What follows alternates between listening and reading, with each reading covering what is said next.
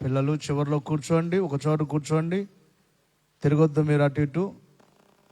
పాపా మీరు అలా చేయొద్దు, ఈ తెలుగు రాదు, కన్నడ రాదు. భాష మీ భాష ఏం భాషలో నాయన. ఇక సైలెంట్గా ఉండండి, నోర్రే ಏನು ಭಾಷೆ ನಿಮ್ದು ಅಂದ್ಯಾ? సైలెంట్ కూర్చోండి, తిరగొద్దు. దేవునికి మహిమ కలుగును గాక. దేవుని యొక్క వాక్యాన్ని మరొకసారి ఆ వచనాన్ని చదువుకుందాం. కొండల తట్టు నా కన్నులెత్తుచున్నాను, నాకు సహాయము ఎక్కడి నుండి వచ్చును? యెహోవా వలననే నాకు సహాయము కలుగును. ఆయన భూమి ఆకాశములను సృజించినవాడు చాలు.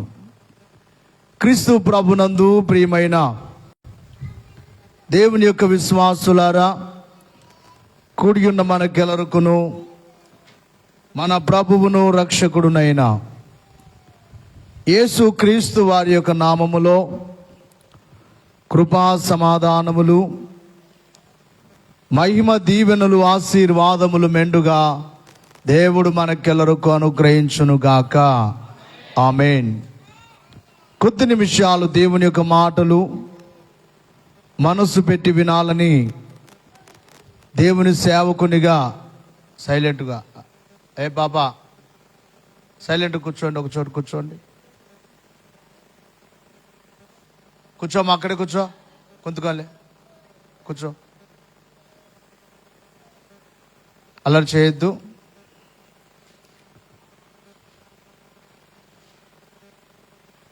దేవునికే ఘనత కలుగును గాక. ప్రియులారా, గమనించాలి, కీర్తనకారుడు 121వ సంకీర్తనలో ఆయన పలుకుచున్న మాట ఏమిటంటే, కొండల తట్టు నా కన్నులెత్తుచున్నాను, నాకు సహాయము ఎక్కడి నుండి వచ్చును? యెహోవా వలననే నాకు సహాయము కలుగును అనే మాటను ఇక్కడ మనం చదువుకుంటున్నాం. సాధారణముగా మనిషి బలహీనుడు గనుక ఒకరి సహాయాన్ని కోరేవాడు. ఎవరో ఒకరి సహాయం మాకు కావాలి. ఎవరైతే గొప్పవారిగా ఉంటారో వారు మాకు సహాయం చేస్తారేమో, ఒకవేళ బంధువులే మాకు సహాయం చేస్తారేమో, మా స్నేహితులే మాకు సహాయం చేస్తారేమో, లేకపోతే రాజకీయ నాయకులు ఎవరైనా మాకు సహాయం చేస్తారేమో, ఈ లోకములో ఉన్న గొప్పవారు మాకు సహాయం చేస్తారేమో అని లోకములో ఉన్న వారి వైపు చూడడం అనేది జరుగుతూ ఉంటుంది. కొండలు అనగా గొప్పవారు. ఈ లోకములో గొప్పవారి వైపు తక్కువ వారు చూస్తూ ఉంటారు, పేదవారు చూస్తూ ఉంటారు. ప్రతి మనిషి కూడా ఎవరో ఒకరి సహాయము మాకు కావాలి అని కోరుకుంటూ ఉంటారు. అయితే కీర్తనకారుడు ఇక్కడ వ్రాస్తున్న మాట ఏమిటంటే, నేను కొండల తట్టు కన్నులెత్తుచున్నాను, నాకు సహాయము ఎక్కడి నుండి వచ్చును? సహాయము ఎవరి ద్వారా వచ్చును అని అంటూ ఏమంటున్నాడంటే, యెహోవాయే నాకు సహాయము చేయును. చెప్పండి, ఎవరు సహాయం చేస్తారట? చెప్పండి అమ్మా. అయ్యా ఎవరు? యెహోవాయే నాకు సహాయము చేయును. అంటే ఈ మాటను బట్టి చూసినట్లయితే దేవుడే మనకు సహాయకుడు. దేవుడు ఏదో రీతిగా మనకు సహాయము చేసేవారు. అంటే డైరెక్ట్గా దేవుడే వచ్చి సహాయం చేస్తారా? ఈ మాట కూడా చాలా మందికి ఆలోచన వస్తూ ఉంటుంది. దేవుడే వచ్చి సహాయం చేస్తాడా? జాగ్రత్తగా వినాలి. దేవుడే వచ్చి సహాయం చేస్తాడా అంటే, దేవుడే వచ్చి సహాయం చేయరు కానీ ఎవరో ఒకరి ద్వారా ఆయన మనకు సహాయాన్ని పంపిస్తారు. మనము చూడవలసిన అవసరం లేదు, దేవుడే పంపిస్తాడు. నిజముగా దేవుడే మనకు సహాయకుడు అనే మాటను ఇక్కడ వ్రాస్తూ ఉన్నాడు. ఎందుకు ఆయన సహాయకుడు అనే మాటను కూడా ఆ వచనములో కింది భాగములో అంటున్నాడు. ఆయన ఎవరు అంటే భూమి ఆకాశములను సృజించినవాడు. ఎవరు చెప్పండి, గట్టిగా చెప్పాలి. ఎవరైనా భూమి ఆకాశములను సృజించినవాడు, ఇంత పెద్ద భూమిని సృజించినవాడు, ఇంత పెద్ద ఆకాశాన్ని సృజించినవాడు, ఈ విశ్వములో ఉన్న ప్రతి ఒక్క చెట్టును, ప్రతి ఒక్క జీవమును, జీవిని కలుగు చేసిన వాడు. అందుకనే మానవుడు సృష్టికర్తను గ్రహించక సృష్టి గొప్పదనుకుంటున్నాడు. సృష్టికర్త ఎంత గొప్పవాడో మనిషి గ్రహించలేకపోతున్నాడు. ఓ మాటలో చెప్పాలంటే ఈ సృష్టి యొక్క గొప్పతనము మన యొక్క జ్ఞానమునకు, మన ఊహకు తెలియదు. దేవుని సృష్టి చాలా విచిత్రమైనది. అది మన యొక్క మానవ జ్ఞానమునకు అగోచరమైనది, జ్ఞానమునకు అందనిది.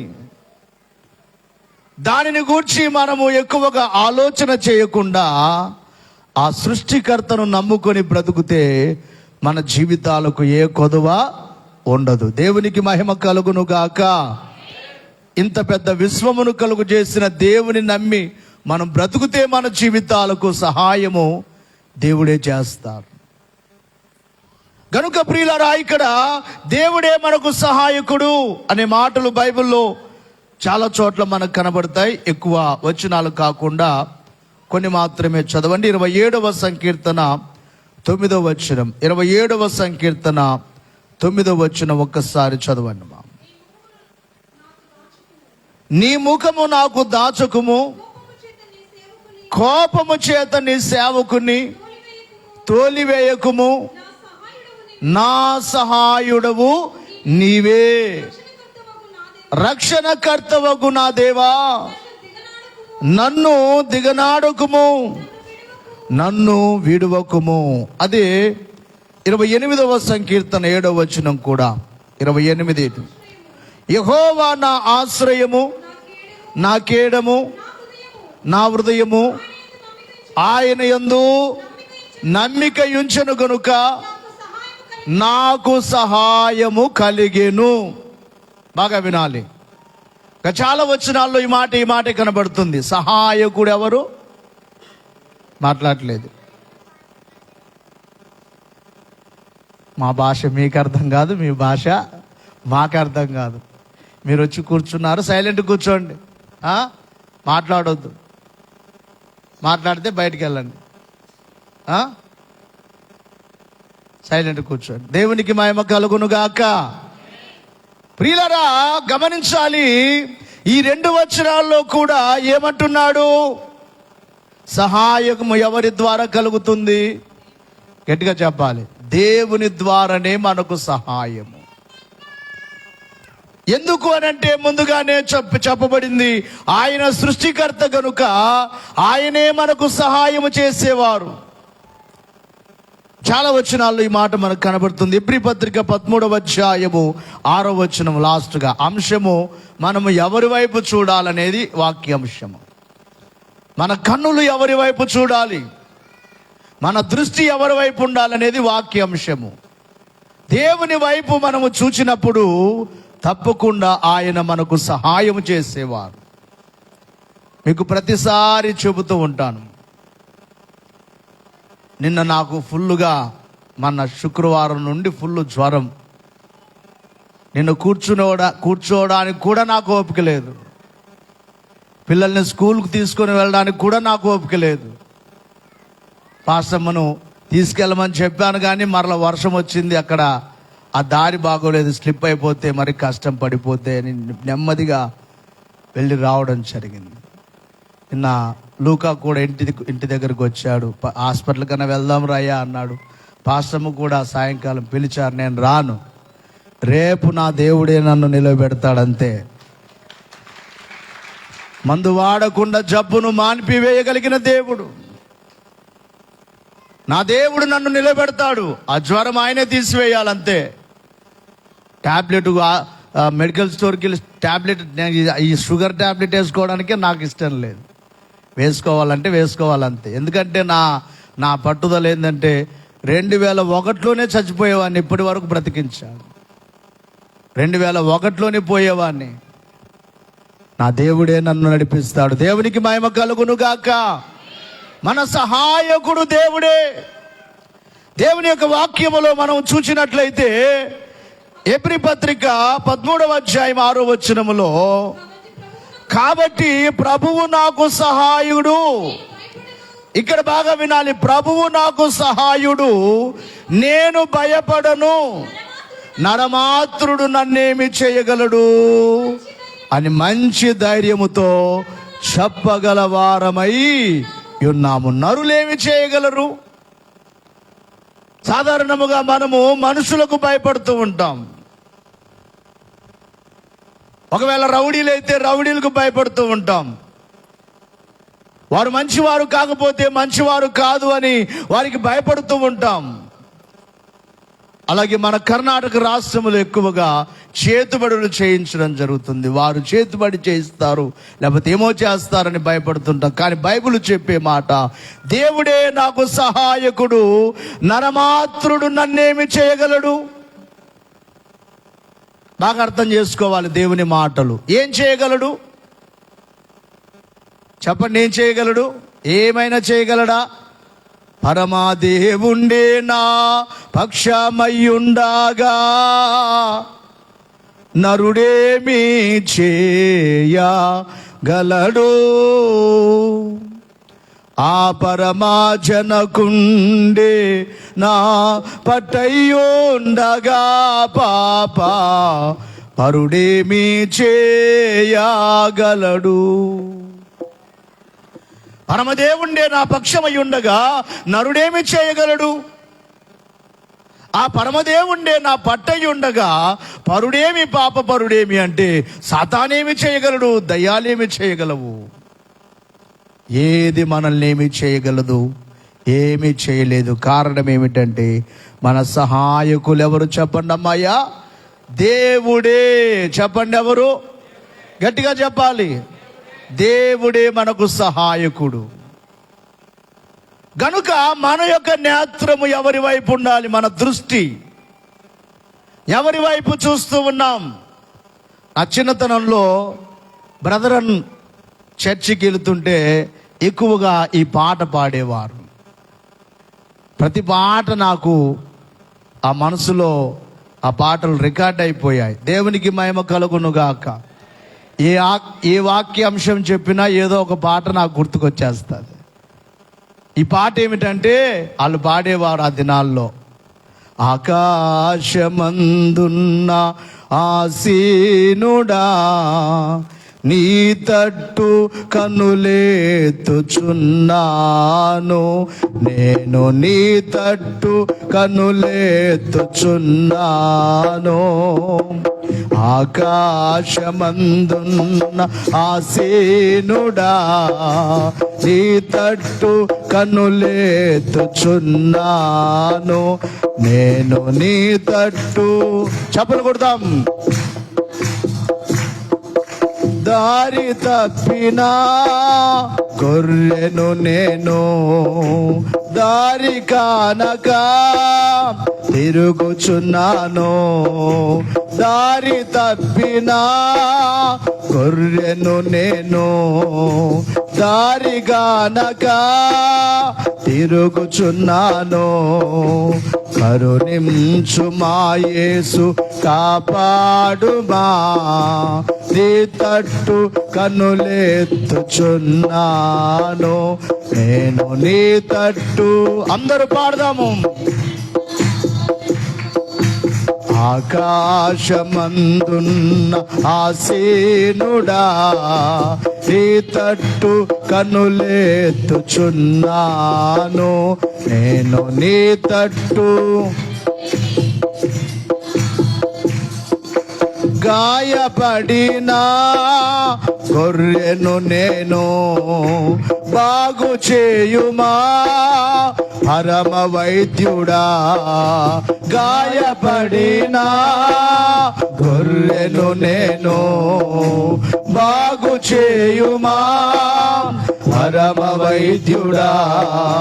కరుణించుమా యేసు, కాపాడుమా, నీ తట్టు కనులెత్తుచున్నాను నేను, నీ తట్టు కనులెత్తుచున్నాను.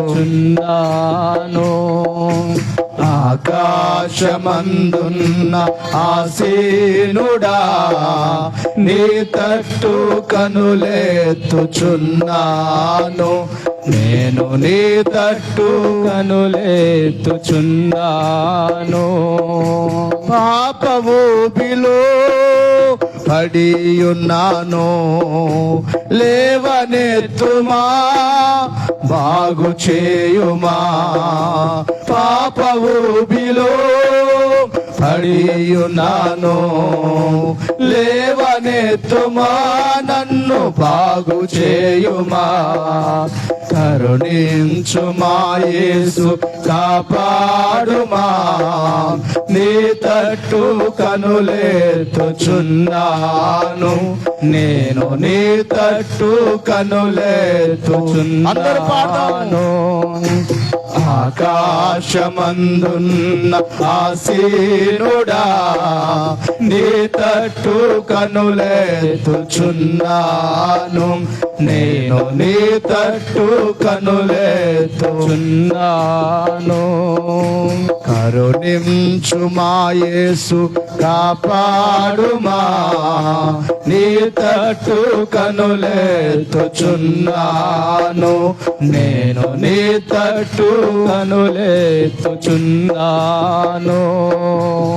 ఆకాశమందున్న ఆసీనుడా, నీ తట్టు కనులెత్తుచున్నాను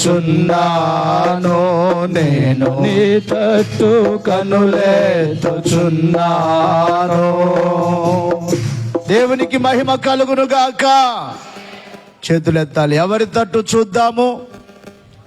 మాట్లాడలేదు, అలాగని పైకి చూసుకుంటూ నడుస్తారా? నీ ఆత్మలో నీ దృష్టి ఆయన వైపు ఉండాలి, నీ ఆలోచన అంతా ఆయన వైపు ఉండాలి, నీ తలంపులన్నీ ఆయన వైపు ఉండాలి. అందుకే కీర్తనకారుడు ఏమంటున్నాడంటే, కొండల తట్టు నా కన్నులెత్తుచున్నాను, నాకెక్కడి నుండి సహాయము. ఒక 7 విషయాలు క్లుప్తముగా మనము ఎవరి వైపు చూడాలి.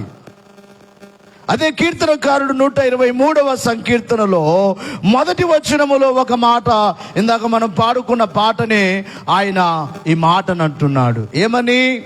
ఆకాశమందు ఆసీనుడగు వాడా, నీ తట్టు నా కన్నులెత్తుచున్నాను. దాసుల కన్నులు తన యజమానుని యొక్క చేతి తట్టును, దాసి కన్నులు తమ యజమానురాలి చేతి తట్టును చూచునట్లు మన దేవుడైన యెహోవా మనలను కరుణించు వరకు మన కన్నులు ఆయన తట్టు చూచుచున్నవి. ఇక్కడ కూడా ఏమంటున్నాడు? మొదటిగా ఆకాశమందు ఆసీనుడవగు వాడా, ఆకాశమందు ఆసీనుడవైన ఓ దేవుడా, నేను నీ తట్టు చూచుచున్నాను. ఎలాగా? ఒక ఇంటిలో ఒక దాసుడున్నాడు, ఒక దాసి ఉన్నది. వారి దృష్టి అంతా ఎవరి వైపు ఉంటుంది? ఇంత కష్టపడుతున్నాను నేను, నా యజమానుడు నాకేమైనా, నా పని చూసి నాకేమైనా సహాయం చేస్తాడేమో,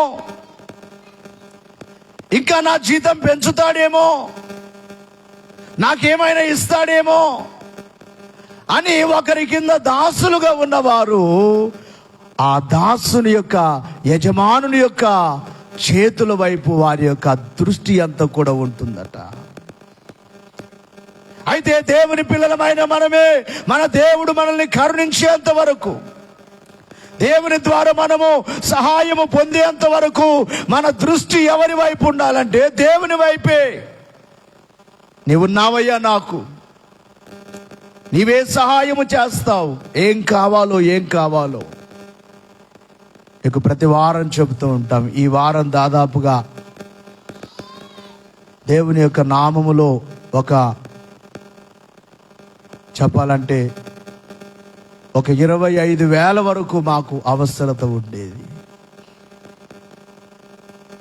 పోయిన వారము వచ్చిన కానుక 16,000 అయితే 16,000 రూపాయలు దేవుడు సొమ్ము ఇచ్చారు. ఇక్కడ కుమారుడు బోయాజు 5,000 రూపాయలు కానుక సమర్పించుకున్నాడు. ఇంకా దశం భాగాలంతా కలిపితే అంత కానుక వచ్చింది.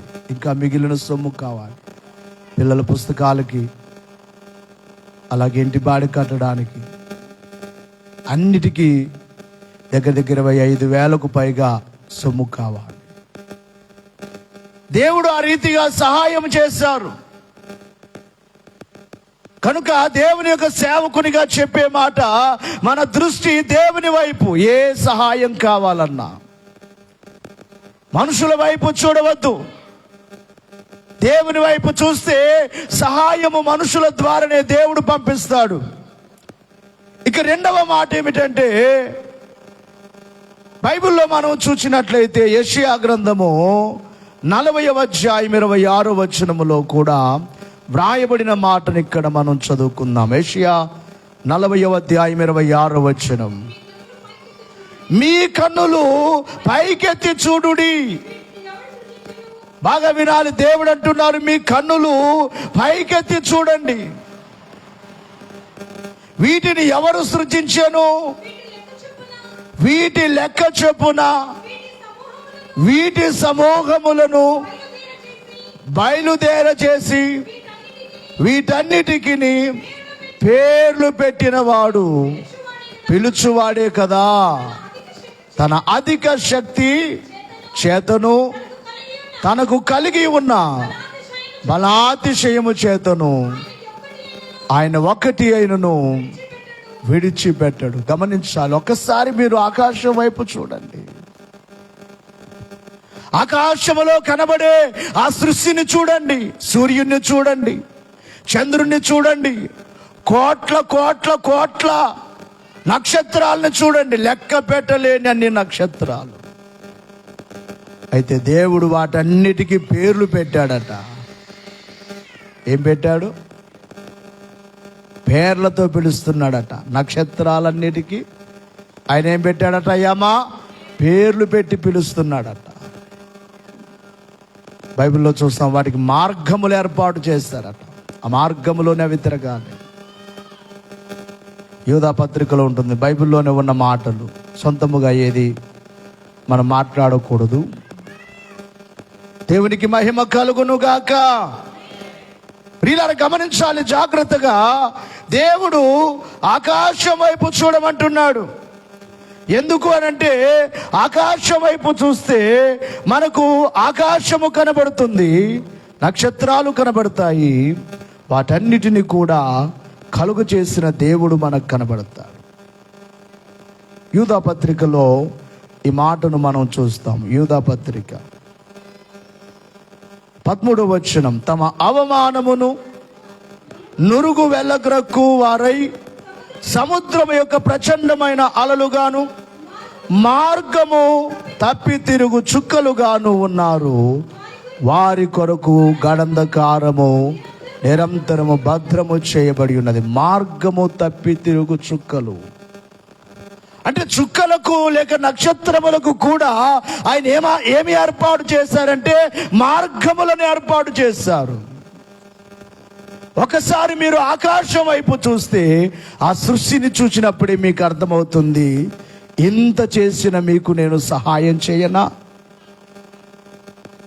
దైవజనుడు ఒక ప్రసంగాన్ని వ్రాస్తూ అన్నారు, దేవుడు వినడా? ఆ ప్రసంగానికి అయ్యగారు పెట్టిన పేరేమిటంటే, దేవుడు వినడా?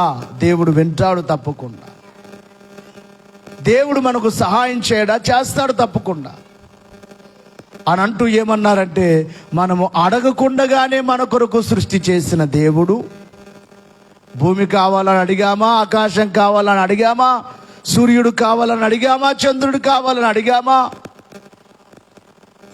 మనం ఏమి అడగకుండానే అన్ని ఇచ్చి వేసిన దేవుడు అడిగితే ఎందుకు ఇవ్వడు అన్నారు. దేవునికి మహిమ కలుగును గాక. ఇక్కడ వ్రాయబడిన మాట, మీరు సృష్టి వైపు చూస్తే తప్పకుండా దేవుడే సహాయం చేస్తాడనే నమ్మకం మీలో కలుగుతుంది. కాబట్టి ఒక్కసారి మీరు ఆకాశం వైపు చూడండి అనే మాటను ఇక్కడ చూస్తూ ఉన్నాం. ఇక మూడవదిగా చూసినట్లయితే, ఈ భూమి మీదకి వచ్చిన మన ప్రభు అయిన యేసుక్రీస్తు వారు కూడా ఆయన ప్రార్థన చేసినప్పుడు ఆకాశం వైపు చూచేవారు. యోహాను సువార్తలో 14వ అధ్యాయములో 17వ అధ్యాయం 1వ వచనములో 11వ అధ్యాయం 41వ వచనములో ప్రభు ఆకాశం వైపు చూచినట్లుగా బైబిల్లో మనకు కనబడుతుంది. త్వరగా చదవండి. యేసు ఈ మాటలు చెప్పి ఆకాశం వైపు కనులెత్తి ఇట్లా, నేను తండ్రి, నా గడియ వచ్చి ఉన్నది, నీ కుమారుడు నిన్ను మహిమపరచునట్లు నీ కుమారుని మహిమపరచుము. గమనించాలి, ఇక్కడ ఆకాశం వైపు కనులెత్తి. భూలోకానికి వచ్చిన యేసు ప్రభు వారు ప్రార్థన చేసేటప్పుడు ఏం చేసేవారు చెప్పండి అమ్మాయ్యా? అందుకే మోకరించి మీ తల పైకెత్తి ప్రార్థన చేయండి. తల దించుకొని కాదు, బోర్ల పడుకొని కాదు, మోకరించి ప్రార్థన చేయండి. మోకాళ్ళ మీద ఉండి చేతులు ఆకాశం వైపెత్తి, కనులు ఆకాశం వైపెత్తి, ఓ దేవా, మా సహాయకుడవు నీవే. ప్రభు మనకు నేర్పిన ప్రార్థనలో కూడా ఆయన ఆకాశం వైపు కనులెత్తి ప్రార్థన చేస్తున్నాడు. దేవుని యొక్క వాక్యములో యోహాను సువార్త 11:41 కూడా చదువుకుందాం. రాయి తీసివేసిరి, యేసు కనులు పైకెత్తి, తండ్రి, నీవు నా మనవి వినినందున నీకు కృతజ్ఞతాస్తుతులు చెల్లించుచున్నాను. నీవు ఎల్లప్పుడూ నా మనవి వినుచున్నావని నేను ఎరుగుదును గాని నిన్ను పంపితివని చుట్టూ నిలిచి ఉన్న జన సమూహము నమ్మునట్లు వారి నిమిత్తమై ఈ మాట చెప్పిన నేను. గమనించాలి, ఇక్కడ యేసు ప్రభు వారు ఇక్కడ కూడా యేసు కనులెత్తి, కనులు పైకెత్తి ప్రార్థన చేస్తున్నట్లుగా, ఆకాశం వైపు కనులెత్తి ప్రార్థన చేస్తూ ఉన్నట్లుగా. అందుకే దేవుని యొక్క సేవకునిగా మీకు తెలియచేస్తున్నాను, మన దృష్టి దేవుని వైపే ఉండాలి. ఎక్కడ ఉండకూడదు మన దృష్టి. ఎవరో మనకు సహాయం చేస్తారని అనుకోవద్దు. దేవుని వైపు చూస్తే దేవుడే ఆ సహాయకులను మనకు పంపిస్తారు.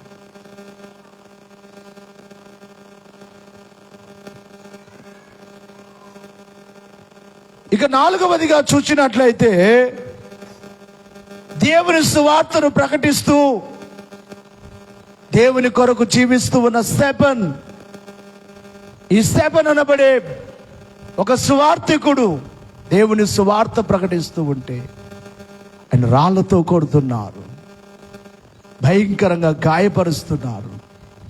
ఆ చివరి సమయంలో ఆయన ఏం చేస్తున్నాడో ఒక్కసారి దేవుని యొక్క వాక్యములో అపోస్తుల కార్యముల గ్రంథం 7వ అధ్యాయములో 55వ వచనములో చూస్తే, అపోస్తుల కార్యముల గ్రంథం 7:55, అయితే అతడు పరిశుద్ధాత్మతో నిండుకొనిన వాడై ఆకాశం వైపు తేరి చూచి దేవుని మహిమను, యేసు దేవుని కుడిపార్శ్వమున నిలిచి ఉండుట చూచి, ఆకాశము తెరవబడుటయు మనుష్య కుమారుడు దేవుని కుడిపార్శ్వమందు నిలిచి ఉండుటయు చూచుచున్నానని చెప్పాను. దేవునికి మహిమ కలుగును గాక. స్టెఫెను చివరి సమయంలో ఎక్కడ చూస్తున్నాడు చెప్పండి? ఆకాశం వైపు. అందుకే కీర్తనకారుడు ఆకాశం వైపు నేను చూస్తున్నాను, ఆకాశమందు ఆ సీనుడవగువాడా నీ వైపు కనులెత్తుచున్నానయ్యా. మీ అందరికీ ఇది నేర్చుకుంటే మీరు భయపడరు జీవితంలో. ఎవరి వైపు చూచుట? గట్టిగా చెప్పాలి. ఎవరున్నారు అక్కడ? ఎవరు సింహాసనం వేసుకొని ఉన్నారు? చూచుచున్నాము నీ వైపు మా ప్రియా జనక, చూచుచున్నాము నీ వైపు మా ప్రియా జనక, చూచుచున్నాము నీ వైపు. చూచూచు నీ ప్రేమ సంపూసు వార్తను, చూచూచు నీ ప్రేమ సంపూసు వార్తను, చాటుచు జాచుచు కరములు చక్కగా నీ వైపు, చూచుచున్నాము నీ వైపు మా ప్రియ జనక, చూచుచున్నాము నీ వైపు మా ప్రియ జనక, చూచుచున్నాము. దయచూచి మమ్మునెప్పుడు మంచివి అన్నీ దయచేయు మెల్లప్పుడు, మంచివి అన్నీ దయచేయరానివి దయచేయు మని కోరా,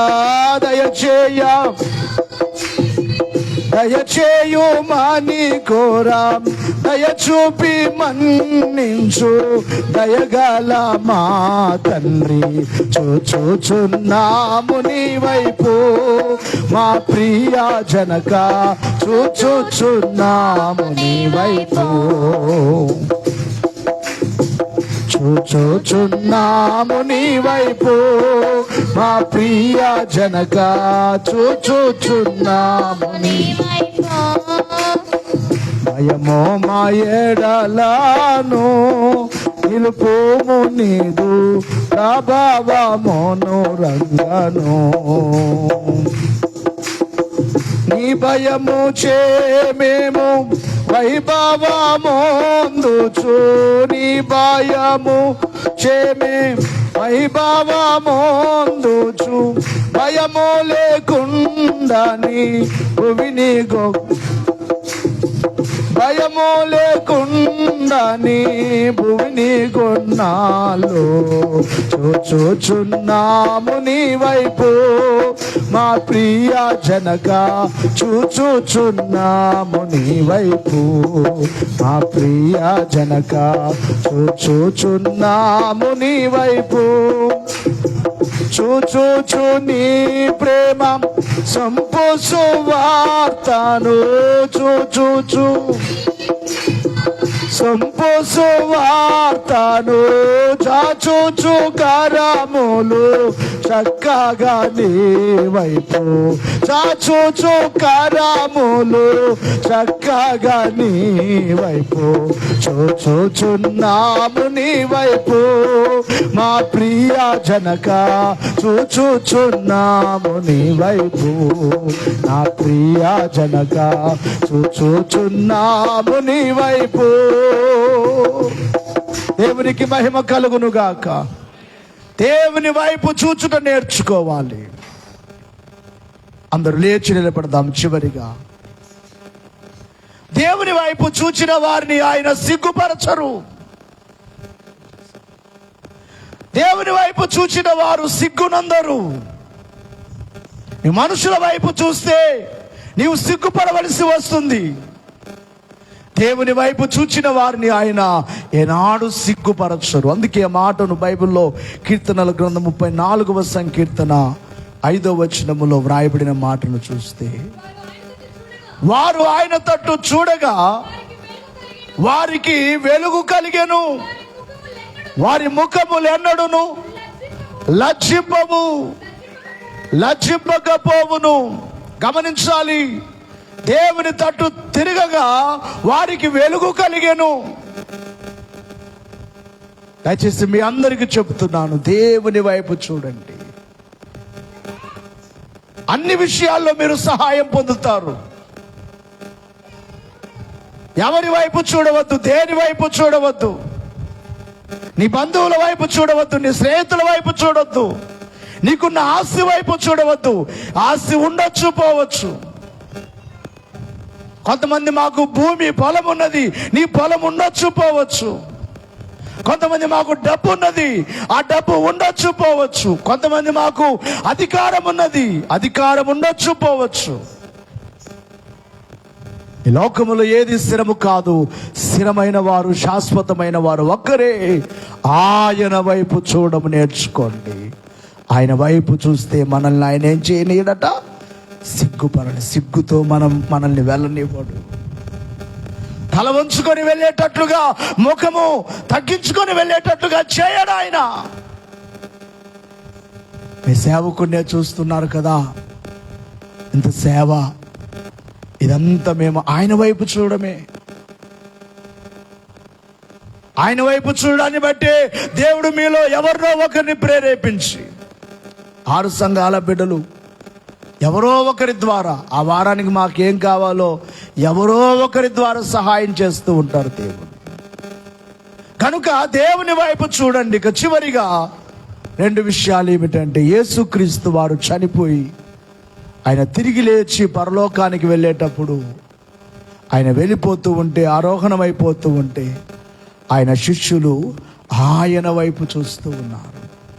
యోహాను అపోస్తలుల కార్యముల గ్రంథం 1వ అధ్యాయం 10వ వచనములో వారు యేసు వైపు చూస్తూ ఉన్నారు. చదువమ్మా. ఆయన వెళ్ళుచు ఉండగా వారు ఆకాశం వైపు తేరి చూచుచుండిరి. తెల్లని వస్త్రములు ధరించుకొనిన 2 మనుషులు వారి యొద్ద నిలిచి, గలిలయ మనుషులారా, మీరెందుకు నిలిచి ఆకాశం వైపు చూచుచున్నారు?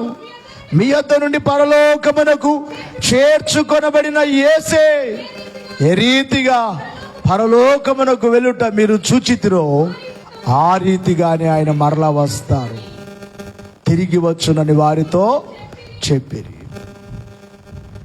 ప్రభు అలాగా ఆరోగ్యమైపోతూ ఉంటే శిష్యులైన వారు ఆకాశం వైపు చూస్తూ ఉన్నారు. చూస్తూ ఉన్న శిష్యులతో పరలోకములో నుండి వచ్చిన పరలోకవాసులు చెప్పే మాట ఏమిటంటే, గలిలయ మనుషులారా, ఎందుకు నిలిచి మీరు ఆకాశం వైపు చూచుచున్నారు? మీ యొద్ద నుండి పరలోకమునకు చేర్చుకోవబడిన యేసు ఏ రీతిగా వెళ్ళిపోయాడు, ఆయన మరలా వస్తాడు. చివరి మాట ఏమిటంటే, మనందరము ఇప్పుడు ఆకాశం వైపు చూసే దినాలివి. దేవుని రాకడ సమీపముగా ఉన్నది కనుక నేడో రేపో ప్రభు మధ్యాకాశములోనికి రాబోవచ్చున్నాడు కనుక ఆయన రాకడ చాలా సమీపముగా ఉన్నది. రాకడ గుర్తులన్నీ నెరవేరిపోవచ్చున్నవి. దేశములో జరుగుతున్న పరిస్థితులు, ప్రపంచములో జరుగుతున్న పరిస్థితులను మనము చూసినప్పుడు రకరకాల వార్తలు మనం వింటూ ఉన్నాం. అంత్యక్రీస్తు యొక్క రాకడకు, అంత్యక్రీస్తు పరిపాలనకు ప్రపంచము సిద్ధమైపోవచ్చున్నట్లుగా లోకములో ఉన్న పరిస్థితులు కనబడుతూ ఉన్నాయి. ఒకే నోట్, ఒకే రాజ్యము కావాలని ప్రపంచ దేశమంతా ప్రయాసపడుచు ఉన్నది. ఒకవైపు యుద్ధములు జరుగుతూ ఉన్నాయి, ఒకవైపు భూకంపములు కలుగుచూ ఉన్నాయి, ఒకవైపు కరువులు వస్తూ ఉన్నాయి, ఒకవైపు అకాలమైన మరణాలు కలుగుచూ ఉన్నాయి. ఇవన్నీ క్రీస్తు యొక్క రాకడకు గుర్తులు కనుక మన దృష్టి ఇప్పుడు ఎక్కడ ఉండాలి?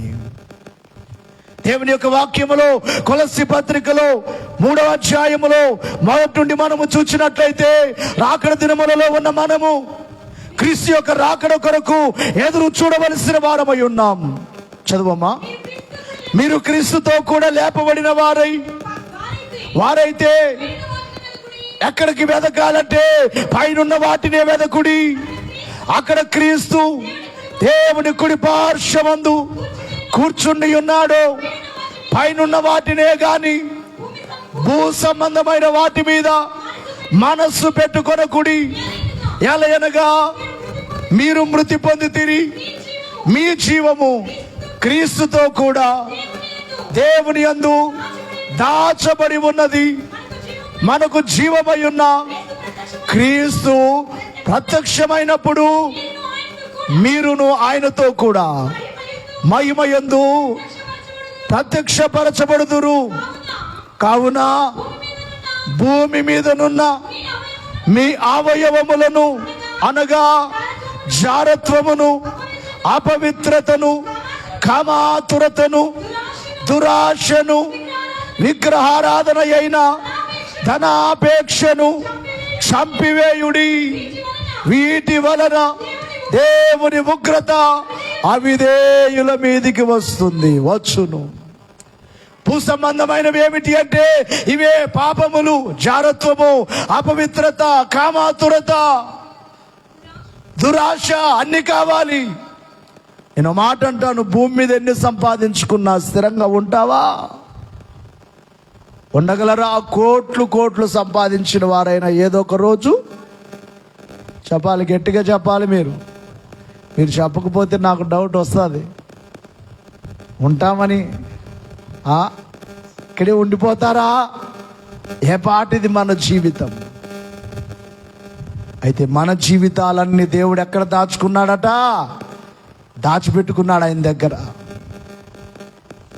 భూసంబంధమైన వాటి కొరకు మనం ప్రయాసపడకూడదు. చాలా మంది ప్రయాస ఏమిటంటే ఉదయం లేచింది మొదలుకొని రాత్రి వరకు భూసంబంధమైన వాటి మీదనే తినడం, త్రాగడం, సుఖించడం, ఇదే జీవితం అనుకుంటున్నారు. దేవుడున్నారు అనే ఆలోచన లేదు. ఆ దేవుడి సృష్టిని కలుగ చేశాడన్న ఆలోచన లేదు. ఆయన ఈ లోకానికి నరుని కొరకు భూమి మీదకి వచ్చి సిలువ వేయబడ్డాడు, రక్తము కార్చారు, చనిపోయి తిరిగి లేచారు, మరలా రాబోతున్నారనే ఆలోచన లేకుండా మానవుడు బ్రతుకుచూ ఉన్నాడు. అందుకే దేవుని పిల్లలమైన మన యొక్క దృష్టి ఎవరి వైపు ఉండాలి? దేవుని వైపు. ఇక్కడ రాయబడింది కదా, భూ సంబంధమైన వాటి మీద మీరు మనస్సు పెట్టుకొనక పరసంబంధమైన వాటి మీదే, పైనున్న వాటినే వెదకుడి. పైనున్న వాటినే అంటే పైకే మీరు చూడండి. దైవజనుడు ఒక కీర్తన పాడుచు అన్నారు, నరులోక పాపాలు చూడు, నరకమునకు నిన్ను దిగలాగు. నరలోక పాపాలు చూస్తున్నావా? నరలోకం వైపు చూస్తున్నావా? నరకానికి వెళ్ళిపోతావు అని అంటూ అయ్యగారు అన్నారు, పరలోకము వైపే చూడు, పైకి నిన్ను ఎత్తుచుండు. ఎక్కడ చూడండి? చెప్పాలి గట్టిగా, పరలోకం వైపు చూద్దాం. ప్రభు రాబోచున్నారు, నా ప్రాణప్రియుడు వస్తున్నాడని దేవుని వైపు చూద్దాం. అందుకనే సభలకు పెట్టిన పేరు, నేను ప్రభుని అడిగాను ఏం పేరు పెట్టాలని. క్రీస్తు ఆగమన ఉజ్జీవ సభలు, అంటే క్రీస్తు రాకడ ఉజ్జీవ సభలు. 17, 18, 19 తేదీల్లో ఈ లైవ్ చూచుచున్న వారు కూడా మీరు సభలకు రావచ్చును. మీ అందరికీ చెప్తున్నాను, మీ బంధువులందరికీ చెప్పండి, మీకు తెలిసిన వారందరికీ చెప్పండి. 3 దినాలు క్రీస్తు రాకడ ఉజ్జీవం జరుగుతుంది. ఒక పండుగలుగా ఎవరు మానొద్దు, అందరూ తప్పకుండా ఆ 3 రోజులు రాత్రులు మీ ఇంటి దగ్గర భోజనాలు చేసుకోవద్దు. ఇక్కడే భోజనాలు 3 పూట్ల 3 రోజులు భోజనాలు జరుగుతాయి. కాబట్టి మీ అందరికీ చెప్తున్నాను, క్రీస్తు రాకడ సమీపంగా ఉన్నది.